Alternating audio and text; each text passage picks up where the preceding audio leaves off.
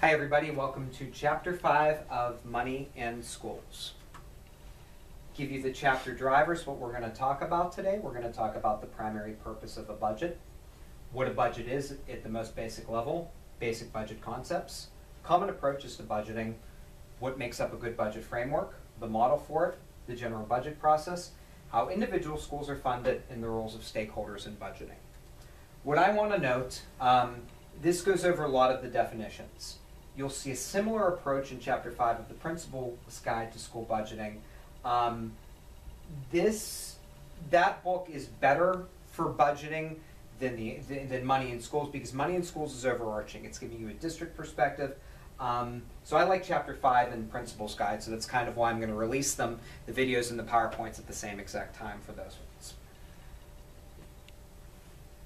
So what are our fundamental concepts of budgets that you have to know? There's a greater scrutiny of these in schools so that everybody associated with educational policy has to understand budgeting. It's the easiest way to get fired if you budget incorrectly. You have to find a way to make priorities translate into programming goals in financial terms. It's when leadership establishes priorities and funds educational plans. And they are powerful political tools in schools. You can tell a lot about a school based on the budget and the money that they invest. If you're in a district that has spent, $2.5 million on a new basketball stadium, that's a powerful political tool. It shows you something about the school and the district and probably the leadership as well. So what is a budget?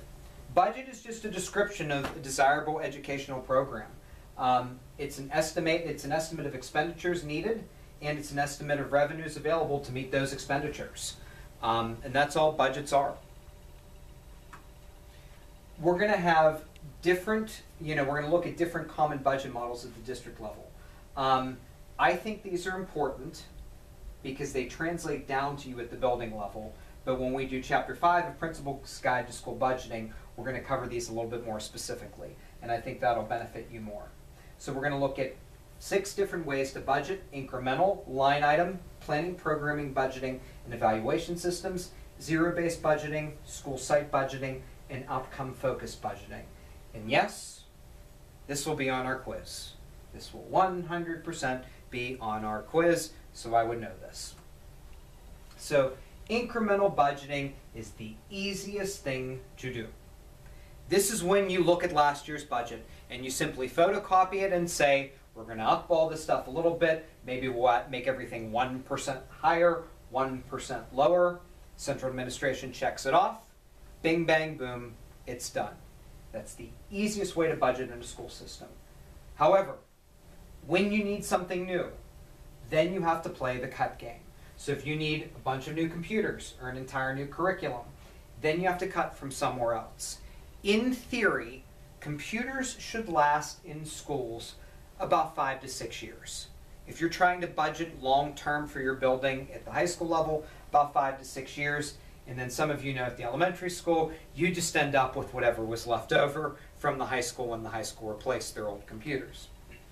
Line item budgeting, it's based on functions and objects. Functions are the category and objects are the item. This is done so that you can see where different types of money are going.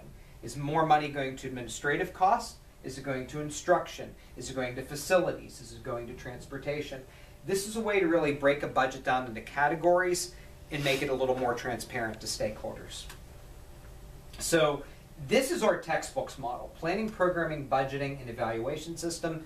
If you look at our textbook, this is the model they're convincing. This is what you need to go with. This is basically put your program cost first, then identify needs and meet them. Our book doesn't provide a sample of this, but I would say this is kind of like doing a needs assessment of what you need and how much you think it's going to cost, and it's more conceptual. But this is our textbook's model: planning, programming, budgeting, and evaluation system. It's the one that they've kind of introduced. You won't find this in the Sorensen and Goldsmith book. So zero-based budgeting. A lot of schools in this region use this. The administrative system ranks all considerations. They say that everything's wiped off the slate, it's clean, and then they choose the priority order, and then they say, well, can we supply it with anything alternative? This takes time, effort, paperwork, and is cumbersome, but when you do this and you seek alternatives, you can save money down the line. This type of budgeting takes a good semester to a year to complete. School site budgeting, it's decentralized and more school-centered. It gives your teaching staff more voice. We're going to cover this in Chapter 12.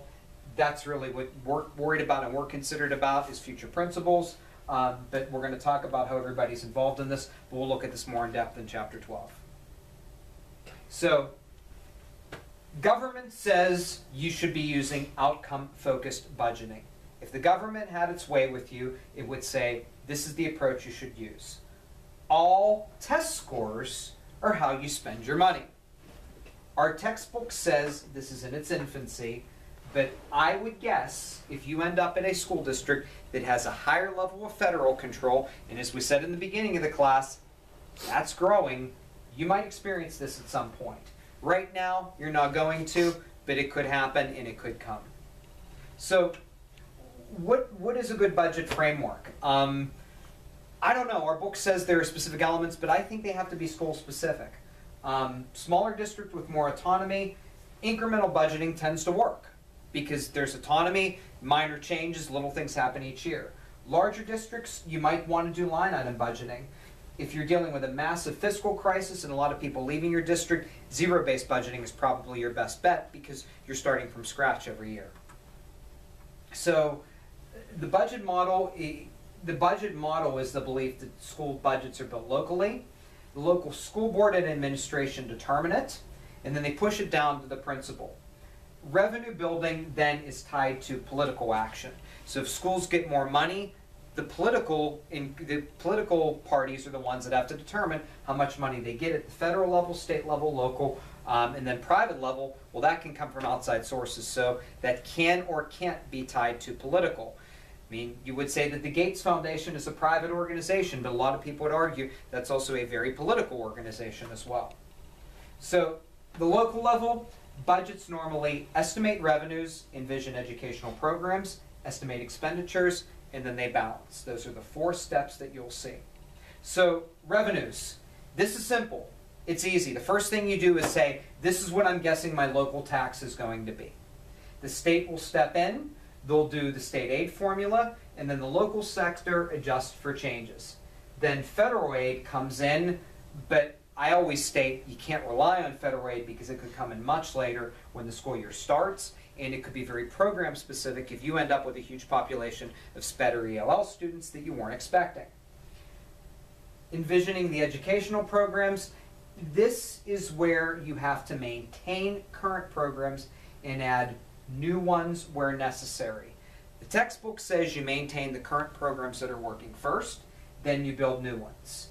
In our current economic system, it protects your current program, and then you can determine the needs. Maybe in 2 or 3 years, you can afford to have a new program put into place.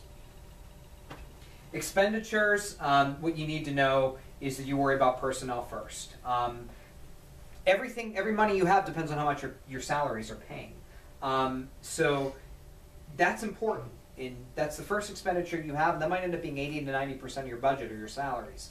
Then you have to think about auditing, insurance. If you have to pay for a security guard, if you're in a building that requires an armed security guard by it, you might want to keep a nest egg. You could have to worry about legal fees as well. You'll find a lot of districts will hire a school solicitor between 5 or 6 districts that bounce back and forth as needed.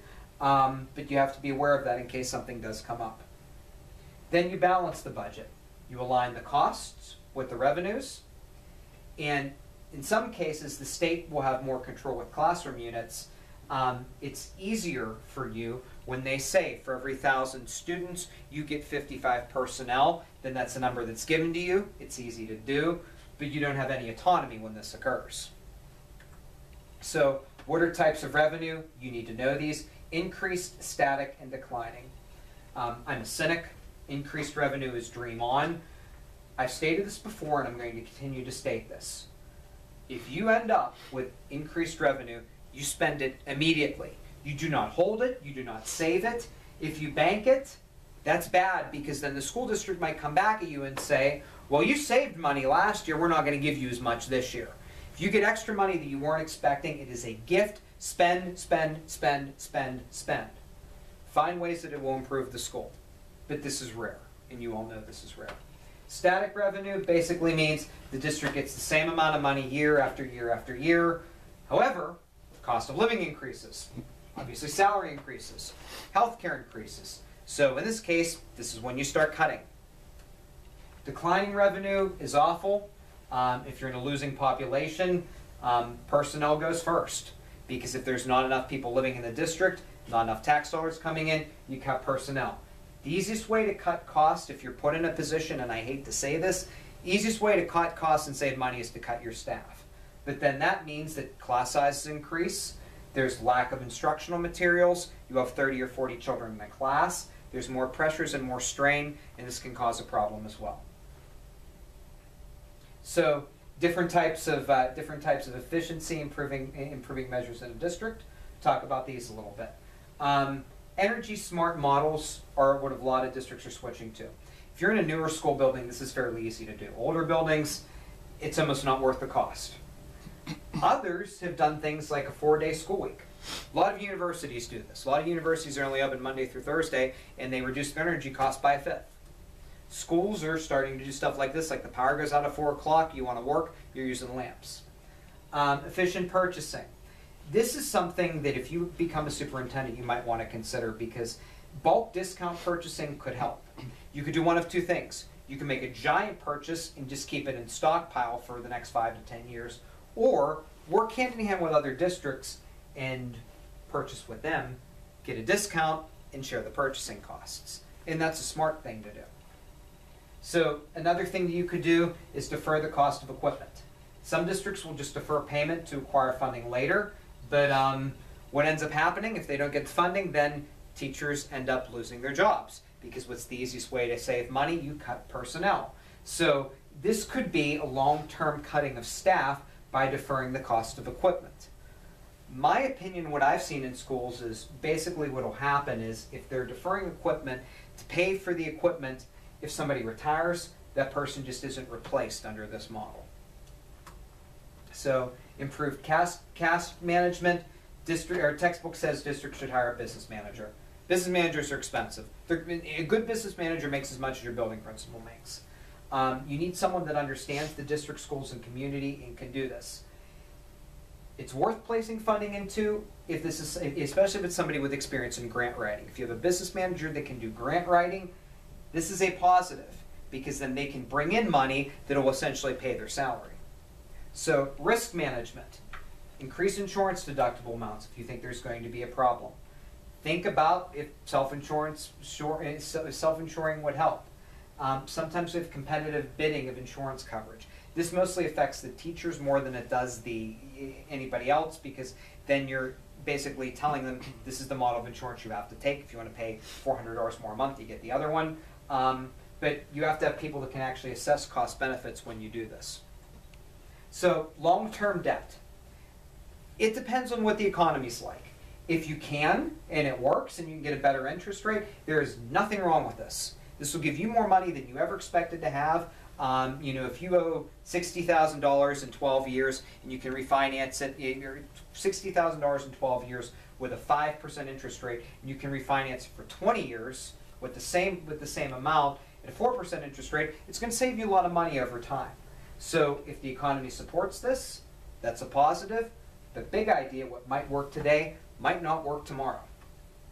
So something else that I saw in the Northeast, employee retirement incentives are huge. You can eliminate higher paid employees and replace them with individuals that make less money. The easiest way to do this, and hold your breath when I tell you this, but this is what they do in the Northeast. They promise employees 10 years of health care completely paid for if they retire early. Now that costs the district a lot of money, but you're saving so much on their salary by putting somebody really cheap in that position. So that's something you got to consider. So sometimes districts do salary and wage freezes, some increase insurance costs, and people get upset. There's less productivity, there's less morale, and less motivation among the staff. that can be a problem as well.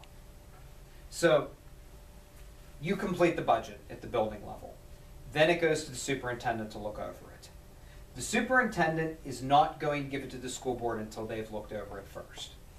Then, in a lot of districts, some districts, heck, they'll put it on local news TV and you can turn to the channel and you can look at the budget. Some will put it in the local newspaper, and then community members will give their feedback in a budget meeting. And then possibly the budget will be approved or revised. So we'll cover this information again in Chapter 5.